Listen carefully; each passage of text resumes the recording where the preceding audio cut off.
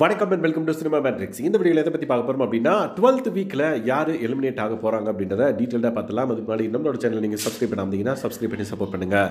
Jeffrey வந்து பார்த்திங்க அப்படின்னா சாட்டர்டே இட்செல்ஃப் இன்றைக்கே வந்து பார்த்திங்க அப்படின்னா எவிக் பண்ணப்படுறார் அப்படின்ற ஒரு இன்ஃபர்மேஷன் வந்து வந்திருக்கு.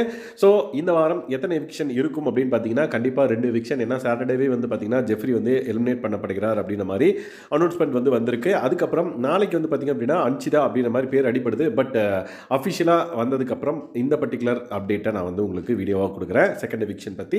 ஸோ ஃபர்ஸ்ட் எவிக்ஷன் வந்து ஜெஃப்ரி அப்படின்றது வந்து அக்செப்ட் பண்ண முடியுமான்னு கேட்டிங்கன்னா அன்ஃபேர் எவிக்ஷன் அப்படின்னே சொல்லலாம் என்னை பொறுத்த வரைக்கும். ஸோ உங்களுக்கு ஃபேர் எவிக்ஷனா அன்ஃபேர் எவிக்ஷனான்றதை மறக்காமல் இந்த வீடியோவில் கமெண்ட் பண்ணுங்கள். ஸோ ஏன் அன்ஃபேர் எவிக்ஷன் நான் சொல்கிறேன் அப்படின்னா இவர் வந்து ஒரு டஃப் காம்படிட்டர் அப்படின்றது எல்லாருக்குமே தெரிஞ்சிருக்கும்.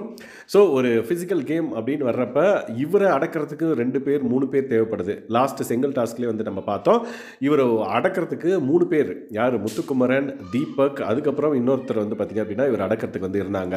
ஸோ அவங்க 3 பேர் சேர்ந்து ஒரு அடக்கி தான் வந்து அந்த பிங்க் டீமே வந்து சாச்சாங்க அப்படின்னே சொல்லலாம். ஸோ இவர் டிக்கெட் டு ஃபினாலேக்கு வந்து ஒரு பெரிய காம்படிட்டர் ஃபார் அதர் கண்டஸ்டன்ஸ் அப்படின்ற மாதிரி இருந்தார். பட் இந்த பர்டிகுலர் சுச்சுவேஷனில் இவர் எலிமினேட் பண்ணது வந்து பார்த்திங்கன்னா எனக்கு அன்ஃபேராக தெரிஞ்சது. ஸோ உங்களுக்கு எந்த ரீசன்னால இவர் அன்ஃபேர் எவிக்ஷன் இல்லை இவர் ஃபேர் எவிக்ஷன் தான் அப்படின்னா அதுக்கான காரணம் என்ன அப்படின்றத மறக்காமல் இந்த வீடியோவில் கமெண்ட் பண்ணுங்கள்.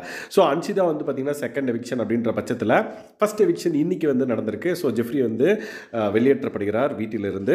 ஸோ வேற என்னென்ன முக்கியமான விஷயம் பார்த்தீங்க அப்படின்னா இவர் இவ்வளோ நாள் இருந்ததே பெரிய விஷயம் அப்படின்ற மாதிரி அவரே வந்து பார்த்தீங்க அப்படின்னா லைக் 2 days 3 days பேக் வந்து தீபக் கிட்ட சொல்லிட்டு இருந்திருப்பாருன்னு நினைக்கிறேன். லைக் நான் வந்து நியூ இயரை சத்யா கூட தான் கொண்டாட போகிறேன் அப்படின்ற மாதிரி முன்னாடியே அவரோட எவிக்ஷன் வந்து அவர் ப்ரெடிக்ட் பண்ணியிருப்பாரு கண்டிப்பாக அப்படின்ற மாதிரி. ஏன்னா இவ்வளோ நாள் வந்து நாமினேஷன்லேருந்து எஸ்கேப் ஆன ஒருத்தர் இப்போ வந்து பார்த்தீங்கன்னா நாமினேஷனில் வந்த உடனே வெளியே போகிறார் அப்படின்னா மக்களும் வந்து அவருக்காக வெயிட் பண்ணியிருந்தாங்களோ நாமினேஷனில் எப்போ வருவார் பார்க்கலாம்னு சொல்லி தூக்கிட்டாங்களோ அப்படின்ற ஒரு மைண்ட் செட்டும் எனக்கு இருக்குது. ஜெஃப்ரி எவிக்ட் ஆகிறனால கண்டிப்பாக டிடிஎஃப்ல மற்றவங்களுக்கு வந்து ரொம்ப ஈஸியாக இருக்குமான்னு கேட்டிங்கன்னா ஒரு 2-3% தான் சொல்ல முடியும். ஏன்னா எல்லாருமே வந்து டிடிஎஃப்க்கு வந்து ரொம்ப வெயிட் பண்ணுறாங்க அப்படின்றது தெரியும். அதனால் எல்லாருமே வந்து ஃபுல் எஃபர்ட் போடுவாங்க அப்படின்ற ஒரு மைண்ட் செட் வந்து நம்மளுக்கே தோணுச்சு. ஏன்னா இப்போ லைக் பேரண்ட்ஸ் வந்து போனதுக்கப்புறம் இன்னும் வந்து முனைப்புடன் இருக்காங்க டிடிஎஃப்க்கு.